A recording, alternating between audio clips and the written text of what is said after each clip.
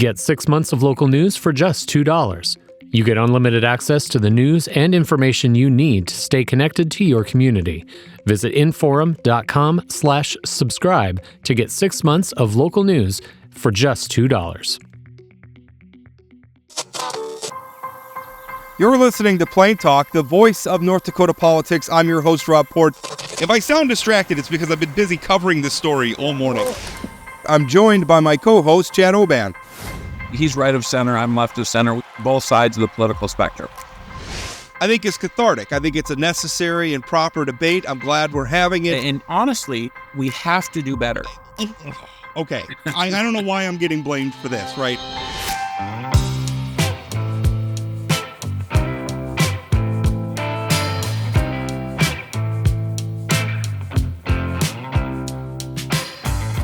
Welcome to Plain Talk, where we're not going to talk about Sydney Sweeney or her jeans at all, because honestly, who cares? Well, what's the point? What's the point of having a podcast if we're not going to hit the important issues, Rob? Okay, well, maybe we will talk about it then. I don't know, but we're not going to talk about it with our next guest. It's US Senator John Hoeven, who I note, and this is kind of amazing. Senator John Hoeven is going to be there as the U.S. Army Corps of Engineers reroutes the Red River. How many times can you say that you were there when we just changed the course of a river? Obviously, that's part of the efforts for Fargo-Moorhead Flood Control, but that's a really big event that's coming up tomorrow, I think, Senator? Yeah, that's exactly right, Rob. Good to be with you and Chad. And yeah, it's historic. I mean, absolutely historic, because we're going to permanently change part of the route of the Red River, because we're going to route it through the control structure. And of course, that's an integral part of a comprehensive flood protection for the Red River Valley. It's going to protect more than 250,000 people in the whole region there. And this is the key piece. This is the flood control structure. There are two other flood structures that direct water. And then, of course, there's the embankment and the channel that goes all the way around. But this is kind of the hub, if you will. And it's a marvel of modern engineering. So it's historic, and it's going to be really impressive. We'll have a lot of folks there. So, you know, I mean, this is a $3.2 billion multi-state flood protection project that I've been working on since I was governor. So it's exciting, and very much looking forward to it. Senator, lots of stuff going on in Washington. I assume you're happy to be back in the state for a little while. I want to start with something that is important to me, and that was the unfreezing of the education dollars. The OMB froze those dollars on June 30th. You signed on to a letter, I think, on the 17th of July. Thank you for doing that. All the money was finally unfrozen on July 25th. My question for you is, what was the point of all this chaos? Because I know that a lot of people are scrambling. I will tell you, my wife and I got a notice from our kids' school saying they're not sure if they were going to have funding for after-school programs or not. I don't know if it was tied to this freezing, but it may have been. Just thank you for helping to unfreeze the money, but why did we have to go through that? Yeah, so some of the superintendents actually came in to see me, the superintendent from here in Bismarck and also Watford City. And, you know, I just can't say enough great things about education in North Dakota. You know, obviously our teachers, incredible, and but all the administrators, everybody involved in education does such a super job. And, you know, Chad, that's something we can never take for granted, because when you go to a place like Washington, D.C. or big cities and other places, you know, we just take this incredible education for granted, and they don't have it. They're paying big money to send their kids to private schools because they can't count on the public schools. And one of the key programs is the after-school program, latchkey programs, or whatever you want to call it.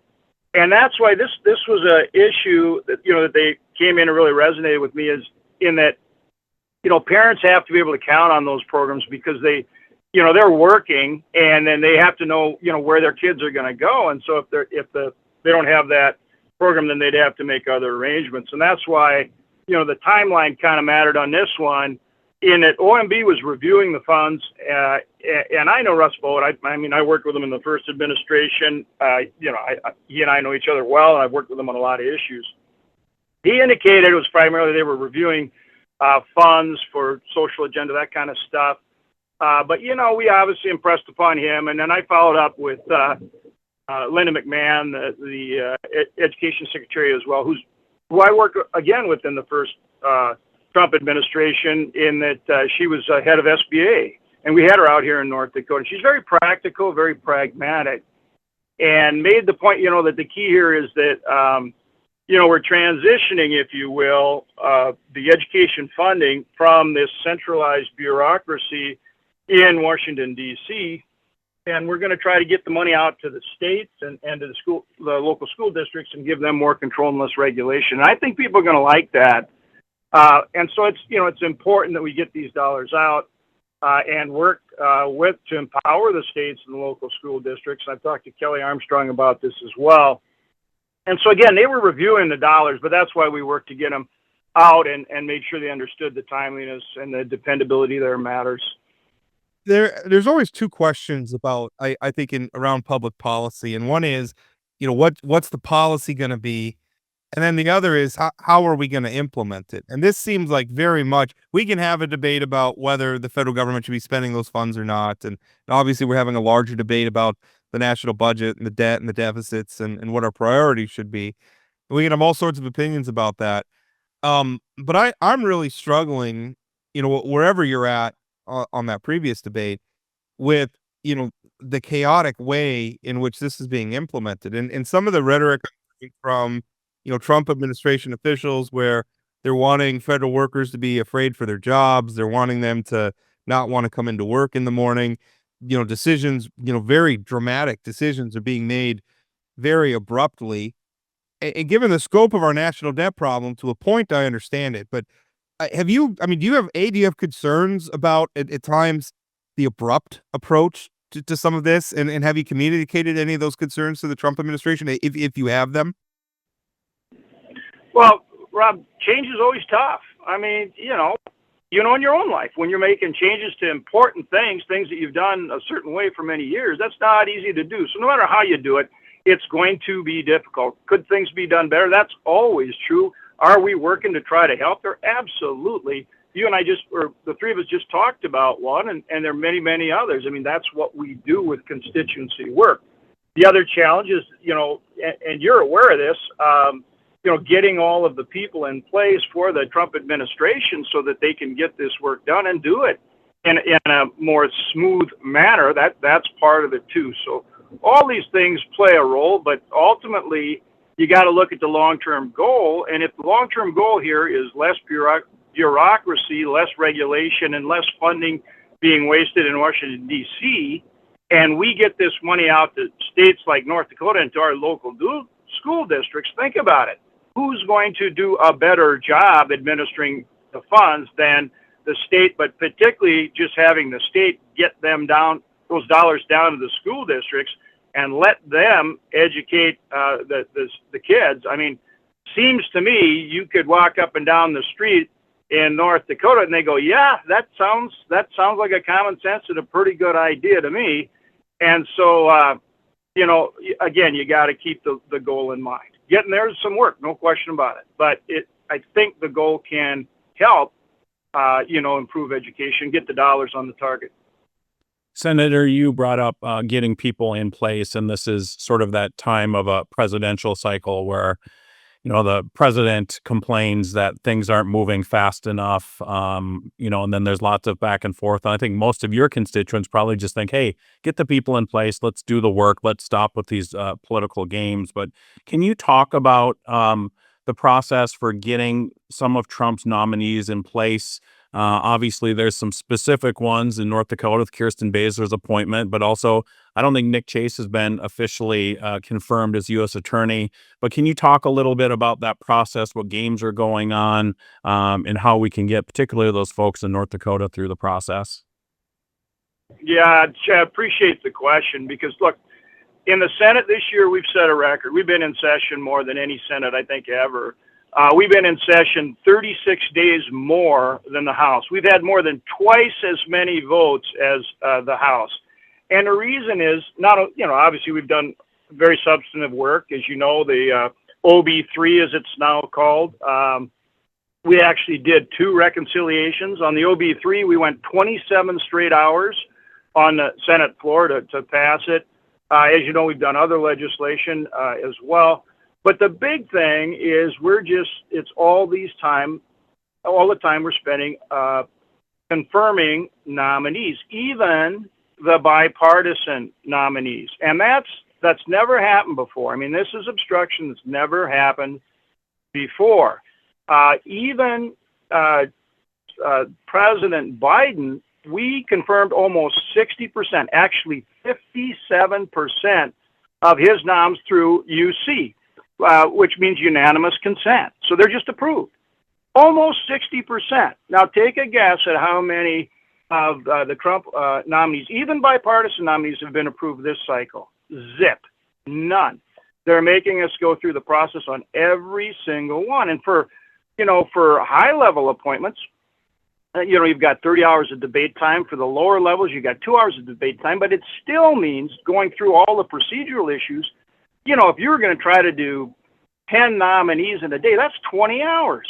20 hours of floor time. And so it's just not workable, and we're going to have to change it. And I think it's a function of, Senator Schumer is concerned about a challenge from AOC, and then you've got some members like Booker and Murphy who want to run for president. So that it's this, they will not, they say they're fighting all the time. It's this old, we're fighting that bit, we're fighting all the time. We're fighting for you kind of stuff. And so they can't do any of the things we've always done to work through these procedures. I guess that's it. And so maybe they want us to kind of save them from themselves. And so we will, when we get back, we'll have to change the procedure to expedite it so we can get through these nominees.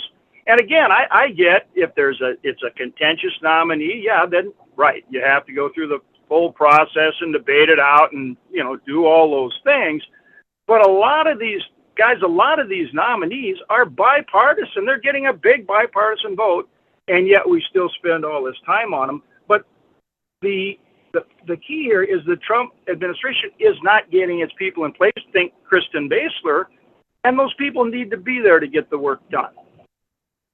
We saw, I agree. I mean, our friend Senator Kevin Cramer was just on the floor of the Senate. I'm sure I don't need to tell you, waving the bloody shirt about this issue a little bit, where he's talking about, I agree with you. I think some of these non-controversial, we don't need to go through the folderol of an entire process. Some of them are, there comes a point at which the nation elected Donald Trump, and the voters deserve to get what they voted for. I understand the Democrats aren't going to like a lot of these nominees, and that's fine.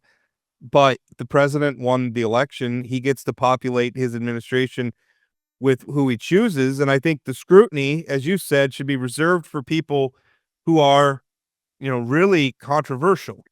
And I do think that President Trump probably could avoid some of these problems by maybe appointing people who are less controversial, but maybe that's a topic for another time. I do think the Democrats, I think that we diminish the advise and consent process, the appointment process, when we create problems for every appointee that administration puts up. I think we dilute the intention of this process. You just said maybe we need to do something about that. That worries me, because I want senators to be able to raise objections when there's valid objections to be raised. I'm sure in the future, Senator, when you're in the minority, you would like that ability with a Democratic president, where if there's somebody really objectionable, that you can raise the issue. So when you say we got to do something about it, what do you have in mind? Because I'm open to the idea that maybe there is something we could do, but I worry. I also don't want to diminish the power of the minority party to raise valid objections when they're warranted. Yeah, no, I hear you, and obviously that's a very important point. And remember, I was a governor for 10 years, so I totally get it. The shoe's going to be on the other foot at some point, and so you've got to protect minority rights. Matter of fact, Republicans have been much more concerned about that, I believe, than the Democrats. I think when the Democrats get control, the risk is that they'll take out the filibuster, and that's going to be, I think, just a huge problem because it's really protected the country in so many ways for many years. So you're right. The key is what do you do to make sure that when you have, somebody who's easily a bipartisan nominee, that they get through in good order, and you're not delaying, you're not breaking down the system or actually preventing getting people in place to serve the citizens of this great country. But when there is a contentious appointment, and look, every administration has contentious appointments. That's just the reality of it. That there is a process there so people can challenge it and have their say in it. And in some cases, the nominee gets withdrawn or doesn't make it. And that has happened, I think, in every administration as well. So you're right, it's hitting that balance, which is why you didn't see something done before we left. And as you saw, we were there as usual, over through the weekend, working at nights and all that kind of stuff, because we want to do this very thoughtfully, recognizing just what you said. It's not just for when we're in the majority, when Republicans are in the majority. Really, with everything we should be thinking about, okay, what really serves this country, and make sure that this institution can do its job as well as possible for this country.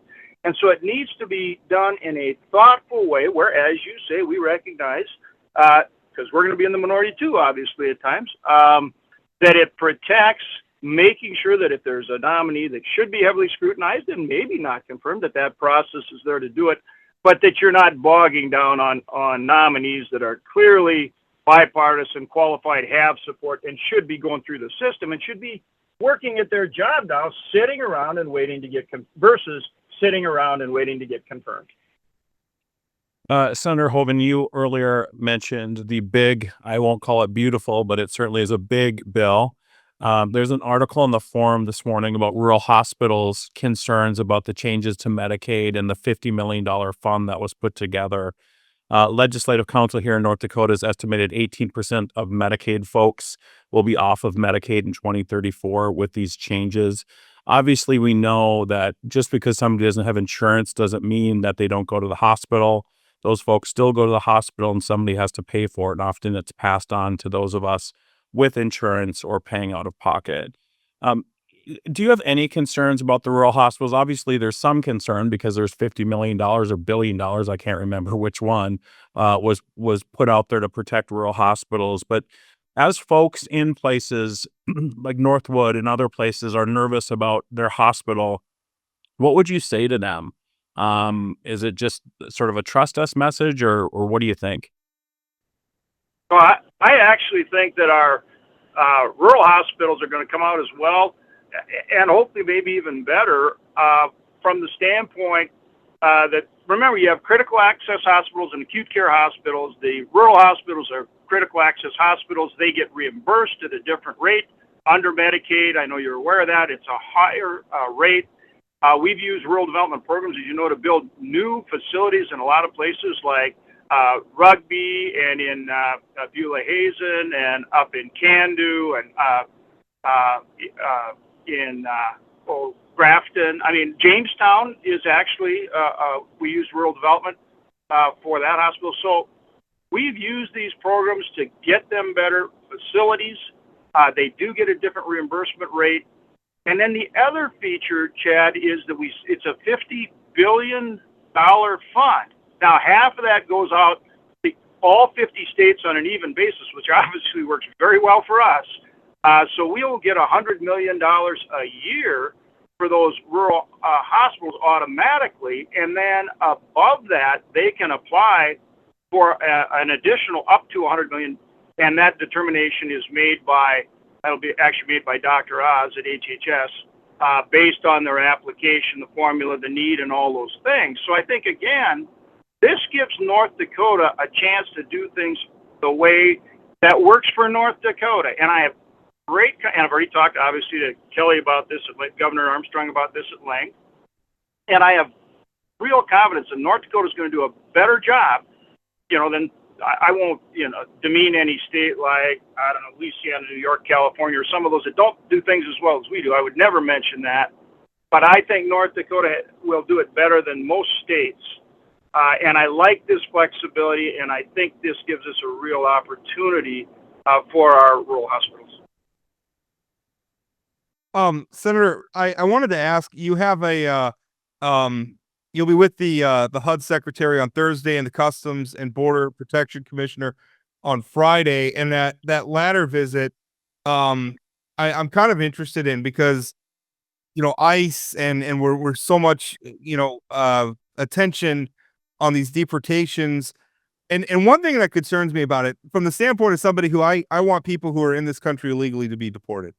I think they broke the law. They should be deported.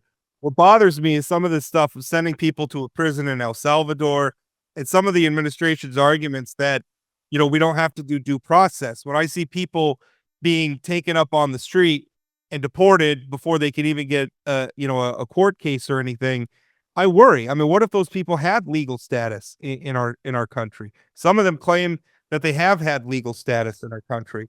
Again, I am all for the deportations. I worry that we're not doing them right, and we're not doing them in a way that is services law and order and the rights of everybody involved.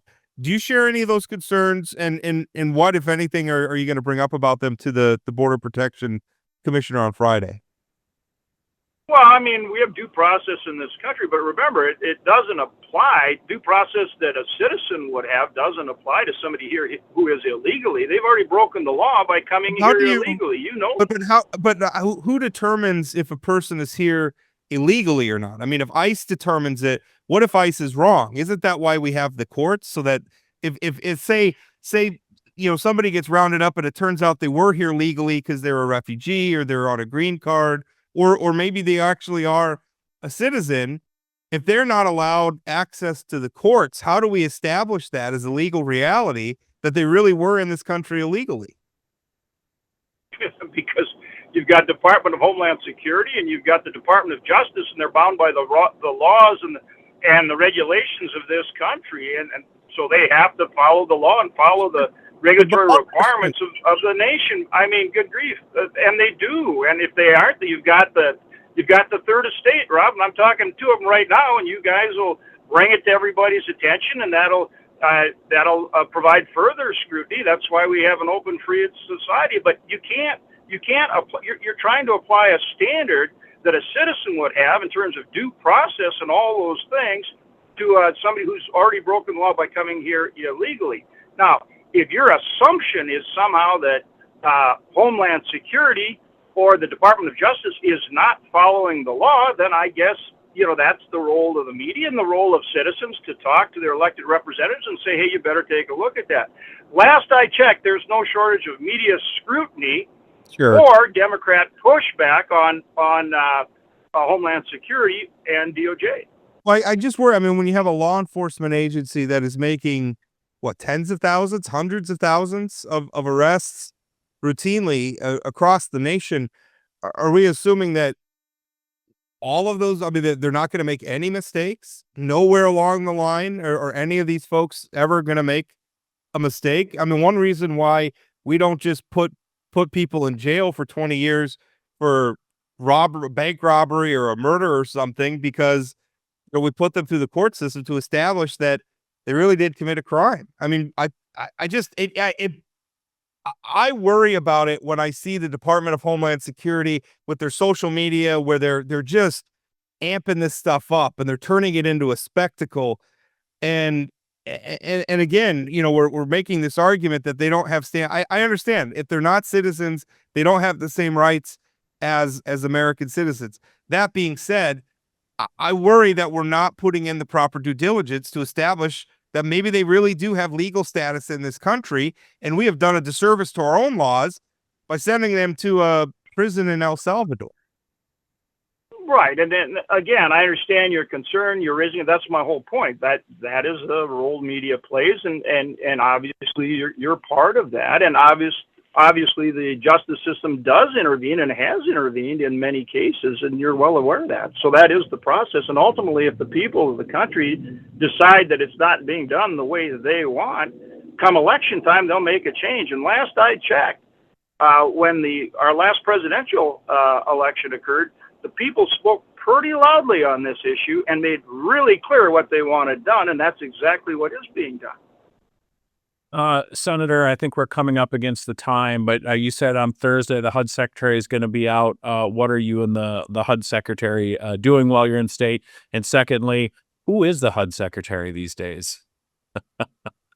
Well, Scott Turner is the Okay, good. Secretary, and you knew that because I know I actually did, Senator. Government.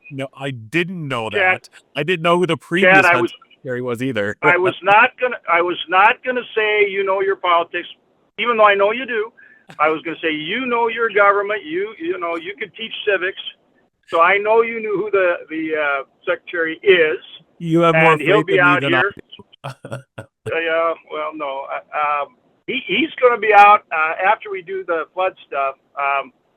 We're going to do some look at some low cost housing projects. We got some really cool projects. We've got some great outfits, some nonprofits we're working with. Obviously, the state programs, the federal programs, the low income tax credit programs, and then we've also got, in one case, a religious group. The sisters are actually providing a convent that's going to be converted through all these programs and the nonprofits. And then we're going to have a roundtable as well to talk about what more we can do. And we'll have, city, county, the chairman of the two legislative committees there talking about federal, state, local. We really need more, as you know, across the state, whether it's in our urban areas like Fargo or anywhere in the rural areas as well. We need more housing. We need more housing of all kinds, but we particularly need more low income, more affordable housing, and then actually what we call low income housing. And so we just all have to be working on that, and that's of course the whole purpose of it. And then the next day, as Rob mentioned, we'll be up with Rodney Scott, CBP director in Grand Forks. And the interesting there, and separate and apart, and I understand Rob's point, and again, I think he's playing his role as a media person, bringing up those issues, and people evaluate them and so forth. But as far as, securing the border, he's going to be up there not only working with we'll have a meeting with our sheriffs and local law enforcement, because they play a big role, particularly in rural America.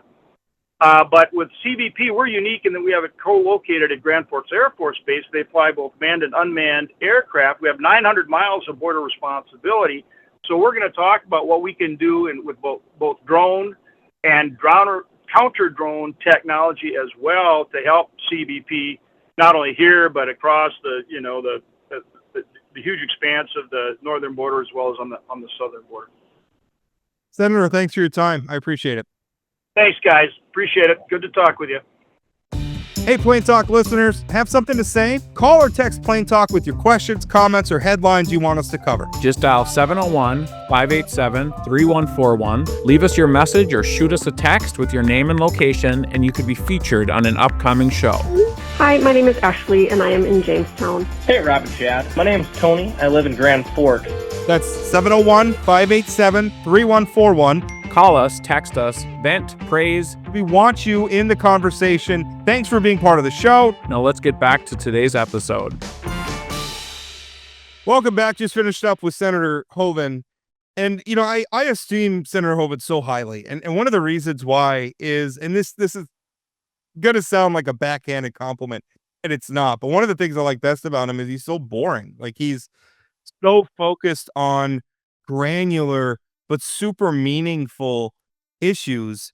It's really what you want from a public servant. But I will tell. And by the way, I like Chad admitting that that's a hard thing to do when you work in this business.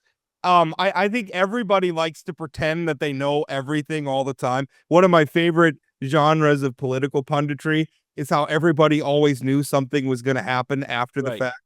With 2020 hindsight, Chad, you admitting that you didn't know who the HUD secretary is. Yeah, I don't know who the HUD secretary was under Biden. It hasn't been something either. So it hasn't been something that's been particularly important. Evidence of the faith and confidence that Senator Hoeven has in your intelligence. Yeah. I worry that Senator Hoeven thought it was a gotcha question where I was questioning if he knew who the HUD secretary was. That was not the case. I was hoping to learn who the HUD secretary was from the senator. Oh, Senator, if you're listening to this, Chad was admitting he really didn't know. of course, I would expect Senator Hoeven, who again is very granular about this stuff. Of course, he knows who the HUD secretary is.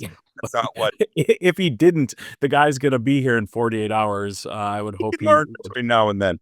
So Uh, here's what I will say. Senator Hoeven, as you've talked about and we've talked about, and some people don't like to hear it, is a good politician, right? He's he doesn't say a lot often in his answers. I will tell you the question about the frozen dollars and what was the point of all the chaos. I'm not sure I heard much there in terms of what was the point of the chaos, other than the city schools suck. I get that. Um, but I also think that this sort of goes back to your commentary on the big beautiful bill and the rallies and that kind of stuff. I think there is sort of a missing sort of, okay, they're in Washington. It took a month for this money to get unfrozen, whatever, it got done. Why are we concerned about it? But not understanding like the 4 weeks of chaos this caused for a lot of people, and not just school administrators, but parents and families and all that kind of thing. And I feel like sometimes there's a little bit of a disconnect, and it's no fault of John Hoeven. I think part of it is the system, right? I mean, they're in Washington. It's I don't think I think the problem is a lot of the elected leaders who like to play these brinksmanship games. I don't think that Senator Hoeven is one of them. I think he'd much prefer to do things in a more deliberate manner. But I mean that is and part of me wonders, like, in terms of efforts to capitalize on some of that. And I went to, a Democratic town hall in Minot that was, well, we had Trigby Hammer on about it. And, I ended up attending the event and it was fine. I don't want to sound like I was overly critical, but it was kind of a bunch of Democrats talking to themselves. But I think obviously, here in North Dakota, Democrats, left of center people are looking at this thinking, this is an opportunity where maybe we can make up some ground. I think one of the challenges in that is how inured the public has become to this sort of chaos. I mean, how many years? When was the last time we had a regular budget order that didn't culminate in a standoff about us defaulting on our national debt? Once upon a time, that was very unusual. Now, the sort of chaos we saw with this frozen funds, I mean, ultimately, most North Dakotans aren't going to feel it. They're not really going to notice it. And the fact that it created chaos for all these people, I think that's all real. But the average voter is not really going to be aware of it. For them, at most, it's going to be a headline. Yeah. And No, that's a really good point. And even the stuff with the big bill, these rural hospitals are concerned about it. The average person, until their costs skyrockets or their insurance skyrockets, and will people connect it to the big beautiful bill, or will they be mad at Blue Cross Blue Shield? I mean, unless a rural hospital closes, which they're not going to let that happen, right? I mean, Hoeven talked about rural development. There's all these different funds of money. They put together this $50 million slush fund, which I think admits that this is not good for rural hospitals. I think they'll make sure the worst case scenarios don't take place. I will say I like John Hoeven. I like having conversations with John Hoeven. He's different than Kevin Kramer. He's different than Kelly Armstrong. He doesn't just they'll give you something. They'll give you a headline. When we have those guys on the podcast, you're getting a headline out of that. Good luck getting a headline out of that conversation we just had, Rob. Oh, we will. It's not like it's content free. It's just, No. again, he's so focused on the granular stuff. He's not a bomb thrower. And in many ways, it's what we should want. And not that I'm not throwing mud at Kelly Armstrong or Kevin Kramer, because I also different. The thing I appreciate about them is they're usually not doing it for effect. You're usually just getting they're just honest, and you're just getting kind of stream of consciousness right out of their heads. And I don't know. I mean, there's some value in that sort of verity as well. Yeah, and again, I think to your point that John Hoeven gets things done. He didn't have to sign on to this letter to unfreeze, right? He could have just sat back and let the chaos. There was no political advantage for him to sign on to this letter. Kevin Kramer didn't sign on to this letter, and so I mean, he is doing the work, and him talking about he's been working on this diversion project since he was governor, where they're rerouting the river. I mean, you want to talk about following through on a project? That guy's been following that thing for decades. talked about it. Like it started when he was a governor. Right. That's more than 15 years ago now. And I also the, something like carbon capture. We had a similar conversation with that. He started working on the carbon capture stuff when he was a governor. Nobody knew what carbon capture was. So I mean that really does show some admirable. And who was he working on in Washington with that? 2 Democrat senators. Right. Remember the good old days when we could work on things related to fossil fuels in a bipartisan way? Really interesting stuff. Yeah. The additional, or the one conversation about, ICE, he kept kind of, that's just something that the media was going to bring up. Part of me felt like, I mean, given the amount of time we spent talking about the supposed fake news media, it almost felt like dismissing the concerns. But I don't know, like if you say that I understand that the people who are not citizens of the United States do not have the same legal standing as citizens do. But if it's gonna be a question about legal standing, I mean, a lot of times, are we just going to accept what ICE says is your legal status? I mean, is that how it's work? Is you're going to have some street officer wearing a mask who kicks in the door and comes into a place of business and throws you into a van? They're the final arbiters of what your legal status in this country is. And next thing you know, you go from the van and then you're on a plane and then you're in El Salvador in this prison, way outside the reach of the judicial branch of government. What if that person did have? We're gonna assume these people never make mistakes. Nobody in that system that encompasses. I think our law enforcement people are generally honest people. But you're talking. I mean, how many agents work for ICE now? Hundreds of thousands. Nobody in there is corrupt. Nobody in there is incompetent. I don't believe it. I don't know that you could go to your average, police department in Minot and not find one person who's probably incompetent or what have you. So, I mean, the idea that we can just trust the cops and we don't need the courts, I think it flies in the face of our separation of powers. I think it flies in the face. This country, even if they're not citizens, do still have a right to due process. Even if it's only insofar as establishing as a legal question what their status in this country is, they do have a right to that. So don't you think the real problem here is that the conversations around immigration, illegal immigration, have become so black and white, sort of illegal immigrants bad, versus, I think we've talked about it here, Democrats not admitting the problem when it was going on. Like it feels like the moment of, I mean, John McCain worked on immigration a lot decades ago, and it's a very, very complicated and trying to figure it feels like those days of having nuanced conversations around this are over, and that if you're a Republican U.S. Senator like John Hoeven, your only position that you can have is to say lock them all up, and there's not a lot of nuance there. Right. And I say this again as somebody, if you're in this country illegally, you should be deported.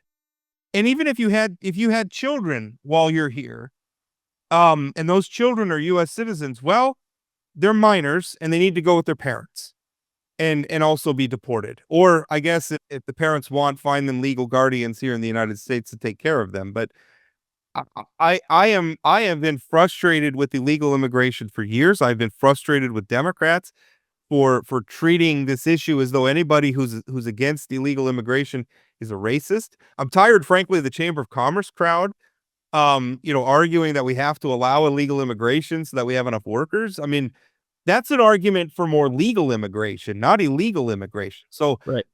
I understand that frustration levels are running high because I'm frustrated with it. But I've always thought that if we want to do something about illegal immigrants, we have to go after the employers. I mean, that's the number one thing. Nobody's coming here if there's no jobs to be had. And we need to... Even Trump is carving out exemptions, like for big agriculture interests. Right. And what. Yep. And you got to crack down on the farmers. You got to crack down on all these people. And if we need these workers, then let's do it legally. Let's figure out how to do it legally. Figure out a program to let them in the country legally. I'm in favor of that. My, I guess it gets said often, my preferred immigration policy is a tall fence, but a wide gate. I'm not against people coming to America. I like people coming to America. I like that we're a nation of immigrants. I made that comment on Facebook the other day and somebody sneered about it. But we can't have somebody, an illegal immigrant, come to the country, get a job, and that illegal immigrant's the only one who really gets their hand slapped. And by hand slap means sent home, and that employer continues to just go on like things are fine. If you believe in the Constitution and the separation of powers, and if you believe in limited government, we cannot set up a situation where the executive branch, right, which that's the Department of Homeland Security and ICE, where the executive branch can just arrest people and deport them out of the country before they have any sort of a process to appeal that or to establish their legality in this country. I don't understand how anybody who says that they're for limited government, right? Which that's what we hear all the time from the people in Trump's base, that they're conservatives and we the people and follow the Constitution. Well, how do you follow the Constitution when we can't even establish as a legal question what rights the person has under the Constitution? Maybe because maybe they are here legally. Maybe they have a green card. Maybe they have refugee status or something else that Congress has granted them. The executive branch is obliged to follow the law. And if a law gives them legal status in the country, then they can't just deport them. So this dismissal of the importance of the court's role in this frustrates me because, again, if you believe in limited government, that's a check and balance on executive power, the courts in this role. But we're not living in a world where a Republican U.S. Senator can have nuance on this issue. Yeah. Send him to El Salvador. Yeah. Well, and even that, I mean, it is grotesque, the relationship that the Trump administration has with El Salvador. Well, and not to mention, though, the idea that change is hard.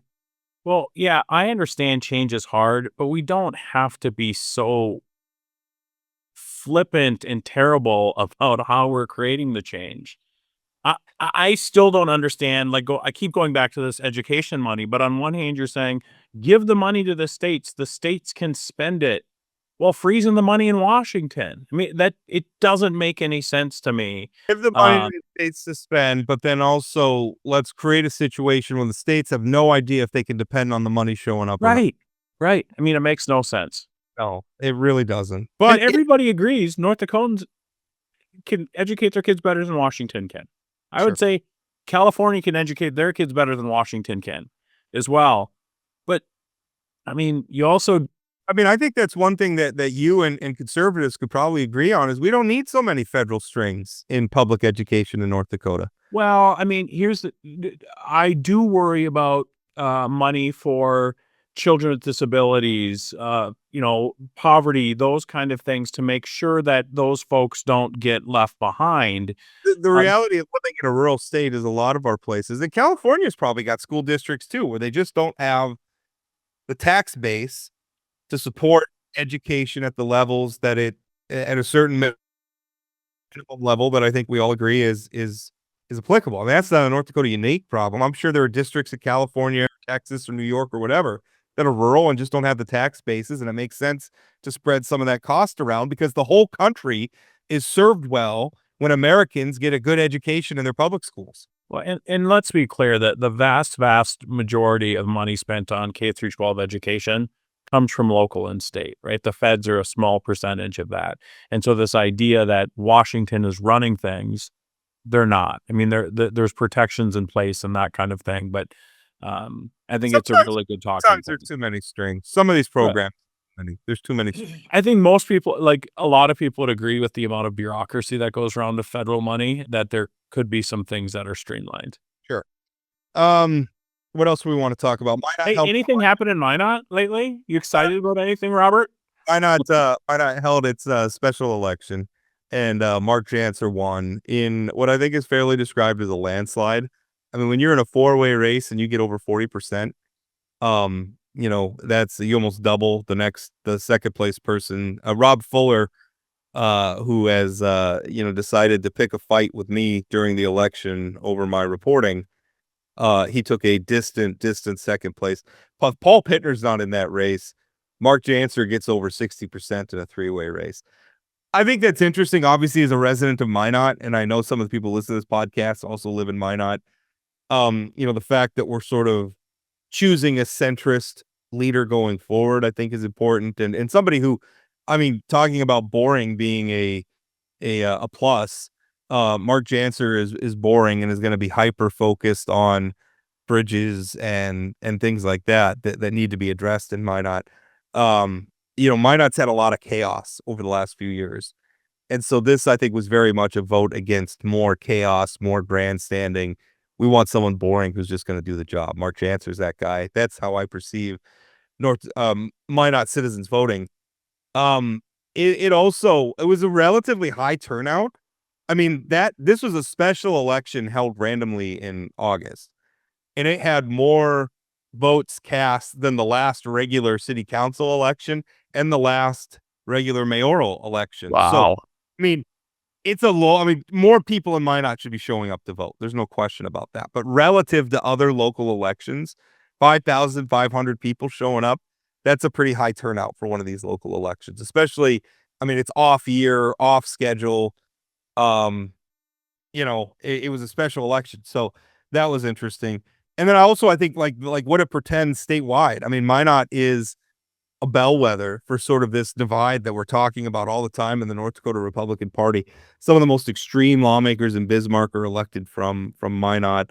Jared Hendricks, who's an organizer of that faction, he was originally operating in Minot. To see that Minot as a community, sort of, this new I keep forgetting what they're called, the Freedom, that new group that just got Freedom League. That just got founded last month. That was founded. Mike Blessum, who's on the city council in Minot, was one of the founders of that group. So Rob, I think my biggest takeaway from a non-Minot guy is that the furthest of the furthest right candidates got 358 votes. Is that correct? 300. Literally dozens of votes. Less than 400. I think it was like 5% of the total vote. And we've been talking, when we've talked about this mayor's race, we've expressed concern about, Sons of Liberty and some of these far right groups are really behind this guy. I had a friend in Minot who said they were, what's that? Zaya Royce is his name. Yeah. But they were surprised that Royce had the most yard signs, Janser had the least, and Janser won. So I think often, again, it's a very, very vocal, well-organized super minority. And I think that Republicans in the North Dakota legislature, when they're looking at some of these culture war things or other things, they need to remember that it's a super, super loud, well-organized super minority. Getting under 400 votes when seemed to have more sort of momentum. And he had a huge rally, was it huge? The rally with the sheriff guy? It's pretty well attended. I wouldn't describe it as huge, but I think it could number in the hundreds, the number of people. Nearly every one of his voters was there. That estimate is based on me driving by and also my long-standing inability to estimate crowd size as well at all. But I will say it was a decent. He got a pretty decent crowd. It wasn't an embarrassing amount of people. Oh, he had a solid crowd but I think your point, the Sons of Liberty want to be players in statewide politics. And yet increasingly they're looking, it's certainly in intra-Republican politics, when you're talking about electing district chairs, when you're talking about delegates to a state convention, they're doing very well. Yeah. But on the ballot, when it's the broader electorate voting, they have yet to show that they can put people over the top. Most of the success of that far right faction of the Republican Party comes from either elections held in tiny closed rooms for party leadership positions, or they're able to leverage those party leadership positions into getting the endorsement and the nomination, Republican endorsement or nomination for far right candidates who then go on to win in the general election because they're the Republican candidate. And North Dakota is a place where in a lot of the state, having an R by your name pretty much guarantees victory. So they're, ironically, they owe most of their success to their ability to win tiny closed door elections and co-opt the brand that was built by the sort of Republicans that they hate. But I think if traditional normie Republicans are listening, skip the conventions, go straight to the primary, win at the primary, become elected a legislator. That's the path. But also work. Um, Right. don't fall for some of the games. Don't get wrapped up in food fights with these guys. But work. Go out there, knock on doors, raise funds, hold events, get volunteers. I think what Minot shows, I think even what last year's with the 2024 I was election, just going to say 2024 primary is a perfect example of so many I think normal Republicans just absolutely working this time. I think Minot's mayoral election is a continuation of that trend that was already shown in the June 2024 primaries, where normal Republican legislative candidates had a very good showing. They got out, they worked hard. Some of them went to their convention, some of them skipped. But at the end of the day, it shows that when the normies put in the work and when they show up, they can win, and they can even win in Minot, which So is do one you think this means that of the conservative communities in our state. do you think this means that people like Hoverson get challenged by a norm like there's a lot of the far right up there in Minot. I'm blanking on the woman's name up there, Van Winkle. Yeah. I think one of the well, I think you're gonna see like I would expect somebody like Blessum to maybe run in District 5. That's Representative Scott Lauser, Randy Burkhardt. That's their district. Senator Randy Burkhardt. Um, District 3. And the thing about the legislative races is that the legislative districts don't match up perfectly with Minot's city limits. Oh, sure. District 5, District 3 have a lot of rural. I mean, and that's done on purpose, where a lot of times you won't see a legislative district be entirely within a city, because the problem is when you do that, then the rural districts become geographically enormous. And that's a problem in and of itself. So District 3, District 5, I mean, it's a different electorate, really. Because yeah, there's some Minot citizens in there, but not all. Some are rural. But yeah, I mean, I think the message is people like Cloverson, people like Van Winkle, everything I'm hearing is they're going to get challenges from the center. And I think what the Minot mayoral race shows is that they can win if they work hard. If you put up good candidates who work hard, they can win. We saw And have relationships in the community, right? I mean, I think that's the other thing that Janser shows, right? I mean, you've taught. I don't know the internal politics of Minot, but this is a guy who's been around and part of the leadership of this community for a long time. Might on be the a little council. boring, but people trust him. He's been on the council since 2008. He's been involved all sorts of stuff. Lots of advocacy for the Air Force Base up here. I know that's an area of policy that he's very passionate about. But just yeah, I mean, a very well-known, well-respected member of the community, and I think that's the sort of person it takes to run and to win in some of these races. And the funny thing is that again, the far right kind of insists all the Minot mafia, people are tired of the status quo. Well, I don't know. The guy that has been on the city council since 2008 just won the special mayoral election that had relatively high turnout. Just won it in a landslide. And So you expect Janser will run again in how I many months? I think so. Yeah, next June. So what is that, 10 months or whatever? Something like that. But yeah, I expect he'll run again for a full term. Fuller has said on the record that he plans to run again. As far as who else runs, I don't know. But I mean, I know I'm always cautious about extrapolating too much from special election, especially a hyper-local election, because they're not necessarily, they're not, you can't just make one-to-one, apples-to-apples comparisons. But I think when you look at the June 2024 primary elections, when you look at the Minot election, and what I would argue is the most conservative of North Dakota's 4 major cities by far. No doubt. Um, I mean, there's a beacon of hope here for centrism in the state. And maybe an indication that people are getting tired of some of the nonsense. Hosea Royce, by the way, immediately claiming voter fraud in the election. He had wanted only paper ballots to be used. When the funny thing is That might work if you lose by a few dozen, but when you lose by thousands of votes, come on, buddy. also we did use paper ballots. When my wife and I went and voted, we filled out a paper ballot just like we do on a regular election day. Filled out the little circle, and yes, a computer was used to tabulate it. But I mean, those paper ballots exist. I mean, they keep them. They're a paper record. And if we needed to, we could go back and hand count all of them if you really had evidence of fraud. What really happened is you just lost an election.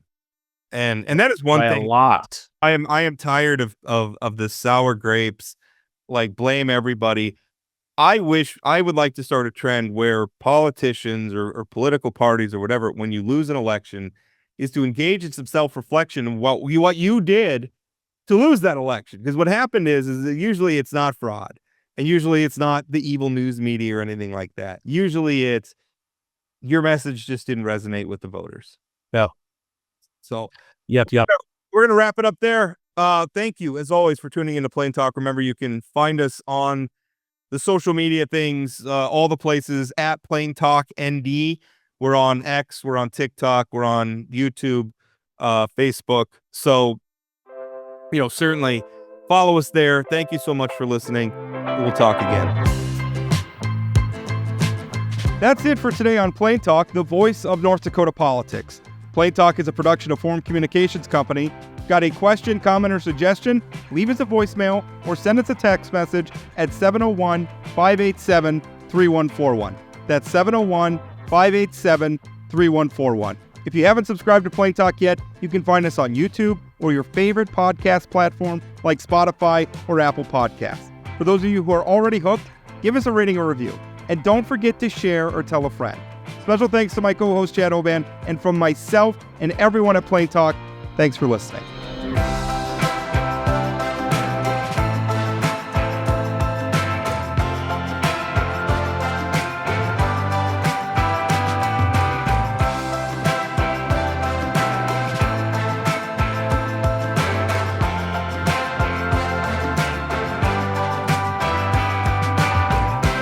What's the point of having a podcast if we're not going to hit the important issues, Rob?